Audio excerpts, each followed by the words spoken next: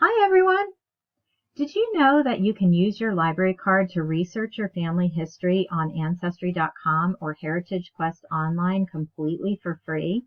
And best of all, for a limited time while the Carroll County Public Library is closed for the pandemic, you don't even have to go to a branch library to do this search. You can do your research right from the comfort of your own home. I'm Joelle Jarvis. I'm a library associate with the Carroll County Public Library and also a member of the Carroll County Genealogy Society and the National Genealogy Society. Have you always wanted to research your family history but have never quite known where to start? In this very simple two-part tutorial, I'm going to show you how. In the first part, I'm going to lay out a simple 5-step process for beginning genealogists to get started. In the second part, I'll show you how the Carroll County Public Library can help to optimize your searching experience. So let's get started. Let's say you want to learn more about great-great-grandma Barbara who came from Germany, but you're not quite sure where to start. If you're a beginning genealogist, the best place to start is to begin with yourself. Begin to gather your favorite photographs. Either print them or digitize and save them. Also compile vital records that you may have on hand. Vital records include birth certificates, marriage certificates, death certificates, adoption records, and divorce records. Hopefully you don't have a death certificate of yourself yet, but the rest maybe you can start to compile. Also, work on getting together a family group sheet. I'm going to blow this up so that you can see this particular family group sheet, which is available as a free download on Ancestry.com. You can either use this one or you can find another. There's a variety of these available online, so you can find a different one or you can even make up your own. This particular one allows for the recording of 3 generations of family, a head of household and a spouse, the parents of the head of household and spouse, and the children. And you can see here that there's also a place for recording occupation and religious affiliation. Once you have gathered all of these items for yourself, compile them in an easy to access location such as a binder or a file system. Think of this step as a way to facilitate the transfer of genealogical research information from one generation to another. Otherwise, you may end up in somebody's family tree looking kind of like this, and maybe you don't mind, but I personally wouldn't want that shot of me probably in a family tree. The next step is to begin compiling information on parents and grandparents. The best way to do this is to find resources within the family. Begin with living relatives. Ask them if they would mind if you interviewed them, and make sure you have your questions ready so you're not wasting their time. Don't be shy about getting together with family members who you haven't seen in a long time, or maybe even family members who you have never met. Social media is a wonderful tool for this. I just found out last week that my grandmother's younger brother is still alive, so I am very excited about reaching out to him to see if he would be willing to share some information about his parents with me. Artifacts are another great way of discovering information. Look for things that have names and dates and inscriptions. Some good examples are family Bibles, gravestones, embroidery, jewelry, even guns or other old family heirlooms. This picture in the middle is actually an image of a Bible registry in my own family that I received a year ago from a first cousin once removed. I never knew this Bible existed, and so this is a perfect example of how reaching out to living relatives can be a source of information that you didn't know existed. Also collect any written sources. You can begin with vital records, but expand your search to include anything like old letters, journals, baby books, yearbooks, applications for various different organizations, newspaper clippings. These are all types of things that families had a tendency to keep over the years. So now that you've hopefully gained a substantial amount of information, maybe even a few tidbits on that great-great-grandma from Germany, you can move on to the next step, which is to begin recording the information that you have found.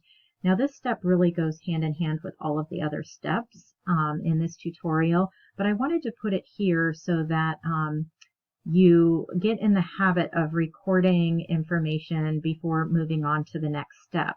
This particular slide shows 3 tools that genealogists often use. There are others, but we're going to stick with these 3 for today. And I'm going to blow up the screen and show you, we've already talked about family group sheets a little bit. The pedigree chart is actually not about blue ribbon doggies, but I thought that picture was too cute to pass up. But it is a diagrammatical way to portray linkages between family members. So this is a linear chart. So you would start here with yourself and show your parents, grandparents, and so on.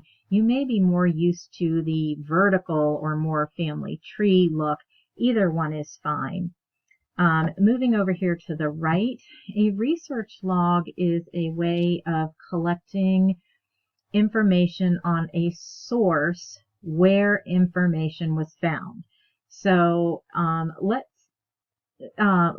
first of all, make sure when you're doing the research log that you are collecting information that is both positive and or negative. So in other words, if you have a great-great-grandfather named E.L. Thompson and you decide to go to a graveyard to see if you can find out what his first name is on his gravestone, and you get there and it says E.L. Thompson on his gravestone, make sure you are still recording that information on the research log so that your efforts are not duplicated by either yourself or the next person to be researching for the same objective. So you can record the family name here. The repository would be the cemetery. The search objective would be to find my great-great-grandfather's name, and then you can talk about how you didn't find that. However, maybe when you go to the cemetery, you find that in front of his name it says Captain E.L. Thompson. So it's important to record that information here so that you know in the future that you can go do some searches in military databases. So as you can see, these records are all from Ancestry.com, available as free downloads. So you can record your family history information completely for free in this way, or if you prefer to streamline things a little bit more and are not opposed to spending a little bit of money, there is lots of genealogy software available on the market. Roots Magic is probably the most popular one. Family Historian has a reputation for being very user-friendly if you're not tech-savvy. Family Tree Maker, which I apologize, I know you can't see because of my talking head right here, but this is a wonderful program with lots of bells and whistles, but is a little bit pricier. So moving on to step 4, online genealogy databases really are the tip of the iceberg when it comes to genealogy searching. Please remember that most of the information that is available to genealogists has not yet been digitized. So again, even though there's lots and lots of databases, it is just the tip of the iceberg. I don't have time to talk about all of these, but I want to talk about Family Search, which is a website that was started by the Mormon religion. They believe that if they can discover who their ancestors were, they can posthumously bring them back into the church. And so they have compiled vast amounts of research materials and have compiled it in their website and also in their library in Salt Lake City, Utah. So, and they have generously offered up this information to the public for free. So this is a wonderful starting place. Cindy's list is simply a list of lots of genealogy data, or genealogy websites. Some of them are databases, some of them are just information sources or organizations or whatnot. There are lots of ethnic websites out there, such as Jewish Gen and Afrogenius. Heritage Quest, which the Carroll County Public Library subscribes to, has a Freedmen's Bank collection for African American genealogy research. They also have a Native American one. Fold 3 is military. Find a Grave is a wiki site, so you do have to be careful because that means that the information on it is uploaded by users, but it is a good starting point. And finally, Ancestry.com, which is probably one of the most popular and is also subscribed to by the Carroll County Public Library. And I'm going to show you really quick how to get on. If you go to the Carroll County Public Library website, which is www.library.carr.org, you're going to go right here to Collections, and the drop-down menu comes down, and you're going to go to Online Research. And under Online Research, there will be a list of lots of databases that the library subscribes to so that you don't have to. We are going to go down here right now to Genealogy and History. You can see Ancestry Libraries right here, temporarily available outside of our branches during our closure. There's a tutorial here that you can watch, or you can link directly to that. You're going to have a page that comes up that looks like this. You're going to have to put your library card number in, which is the number right under your barcode, and your password, which is you assigned when you got your card. And then you're going to come up with the website, which looks like this, and you can begin searching. I will talk a little bit more about this in detail in part 2 of this tutorial. So for now, I'm going to go back to the presentation slides, and we're going to move on to the next step. Step 5, when you are at the point where you're kind of at a you're tired of doing the online searches, or you feel like you're done, you can start visiting repositories in the area where you are doing your research. So if your ancestors lived in Carroll County, there are lots of Carroll County sources that you can go to. Remember, a repository is a physical building or location where genealogy records can be found. You can begin with the Carroll County Public Library. You can go to any information library associate within the library, branch libraries in the county, and they will be happy to show you where you can find print materials to get you started. The Westminster Branch Genealogy Department has volunteers that come in every Thursday from 1 to 4 from the Carroll County Genealogy Society. So that's a wonderful resource. If you can't find what you're looking for in the Westminster Branch Genealogy Department, you can try the Carroll County Historical Society. They have a research library. It is within walking distance from the library, right down the street on Main Street. And they have certain collections, such as, I know, the Westminster High School yearbooks from years ago, and other materials as well.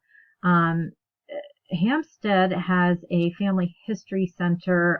It might be by appointment only. You'd have to go online and figure out what their hours are. I'm pretty sure they're kind of limited.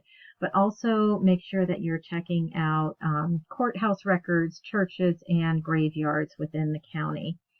So I hope this tutorial has provided you with a few keys to help you unlock a few doors.